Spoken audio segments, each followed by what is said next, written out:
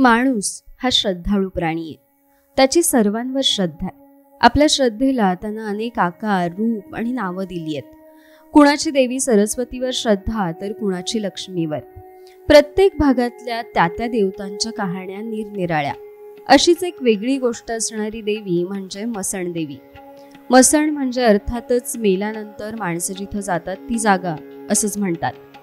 तर गोव्यात बिचोली तालुक्यात असणाऱ्या नार्वे गावात तळेवाडा या ठिकाणी लोकवस्तीपासून दूर या मसणदेवीचं मंदिर आहे. मृतात्म्यांवर नियंत्रण ठेवणारी ही मसण देवता मृण्मयी वाळूच्या रूपानं पाहायला मिळते. कौंडिन्य गोत्रातील लोकांची ही देवता मानली जाते. हजारे, पागोडकर, नार्वेकर अशा कौंडिन्य गोत्रातील लोक या देवीची उपासना करतात. जायते चेंजेस केल्यो म्हणजे ज्यो लोकांक एक्सपेक्ट नाशिल्ल्यो तितल्यो खुबश्यो चेंजीस जाले. आता सगळे पयलींच्या हेच्या प्रमाणे ह्या आवाज आयकता पळय हे लोक फाटल्या 25 वर्सां जाणां फाल्यां दिसता ते आपले आपुणूच आतां तेंच्यांनी स्टार्ट केला येवपाक. त्या वर्साच्यान स्टार्ट जाले. देवस्थानाची ह्या कितें अशी हें आसा एक्चुली हें तशें पळोवपाक वचत जाल्यार नॉट अ देवस्थान कळ्ळें न्ही. हांगासर तर त्या देवस्थानाचे जे लोकांनी स्थापन केले न्ही ते सगळे नार्वेकार आनी कौंडिन्य गोत्राचे लोक हेजे माजून आसात. कळ्ळें न्ही. फॉर एग्जाम्पल हजारे आसा, पागोडकर आसा, मागीर नार्वेकार सगळ्यांत चड आसा आनी मणिरकार सगळ्यांत चड आसा. हे मणिरकार चडशे सगळे वाळपय म्हणटा थंय आसता आनी आमी नार्वे जे मेन घर आशिल्लें तें हांगासरले सगळे नार्वेकार थंय धाडले. तें घर मोडटकीर ते डिस्पोज जाले. कालभैरव, लक्ष्मीनारायण, कंकेश्वरी, रवळनाथ, महालक्ष्मी या मंदिरांच्या सोबत नार्वेमधली मसण देवता आणि तिचं मंदिर हे या गावाचं वैशिष्ट्य. श्रावण महिन्याच्या 3ऱ्या मंगळवारी श्रीकृष्ण जन्माष्टमीच्या मुहूर्तावर इथं भरणारी जत्रा ही संपूर्ण पंचक्रोशीत प्रसिद्ध आहे. त्याचं कारणही तसंच खास आहे.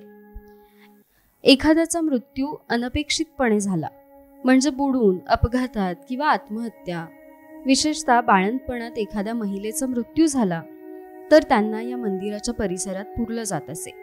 त्यांना चालता बोलता मरण आल्यानं त्यांचा आत्मा भूतपिशाच बनून इकडे तिकडे भटकत असतो आणि इतरांना त्रास देतो असं मानलं जातं. अशा आत्म्यांना काबूत ठेवणारी शक्ती मसन देवतेकडे आहे असं मानलं जातं. शिवाय गरोदर असताना, बाळंतपणात, रजस्वला असताना कुणाही महिलेचा मृत्यू झाल्यास तिला दफन करण्याची सोय या देवतेच्या परिसरात आहे. या मंदिराच्या शेजारी एक मोठं काजऱ्याचं झाड आहे. त्या झाडाला ठिकठिकाणी खिळे ठोकलेले दिसतात. मृत आत्म्याचे भूतपिशाच कुणाही व्यक्तीच्या मांडगुटीवर बसू नये म्हणून त्याचा आत्मा दामावर काढून तो दाम खिळ्याने या झाडावर ठोकतात. त्यामुळे आत्मा बंदिस्त होतो आणि तो कुणाच्याही वाटेला जाऊ शकत नाही असं म्हणतात.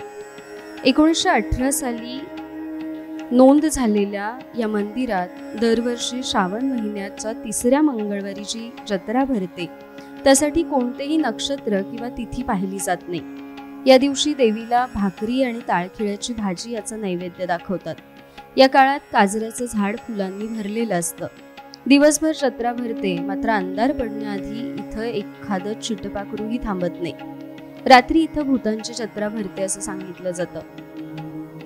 या एका दिवशी देवी आपल्या वशमध्ये असणाऱ्या आत्म्यांना बाहेर सोडते, त्यांना जेवण वाढते अशी ही आख्यायिका आहे. त्यामुळे संध्याकाळी जत्रा संपली की इथं भाताची भरलेली थाळी आणि एक बकरा सोडतात. देवीला गारहाणं घालून गावकरी आणि सगळे लोक घरी निघून जातात. पूर्वी तिथं थाळीवर भात व एक बकरा कापून मटण शिजवत असत. तो सर्व भात आणि मटण केळीच्या पानावर वाढून ठेवत. त्यानंतर मात्र तिथं कुणीच फिरकत नसे.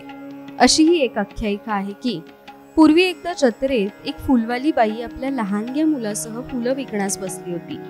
पण संध्याकाळी गडबडी तणावधानानं मुलाला तिथंच सोडून ती घरी गेली. घरी गेल्यावर बाळ सोबत नसल्याचं तिच्या लक्षात आलं. पण अंधार पडल्यामुळं पुन्हा ती देवळाकडेही जाऊ शकत नव्हती. तिनं देवीचा धावा केला आणि आपल्या बाळाचं रक्षण करण्याची विनंती केली. देवीनं तिची हाक ऐकली आणि त्या रात्री तिच्या मुलाला भूतांपासून लपवून ठेवलं. तिच्या पदरात तिने लपवलेल्या मुलाचा भूतांना सुगावा लागला आणि ते मोठमोठ्याने मनुष्य घाण असं ओरडू लागले.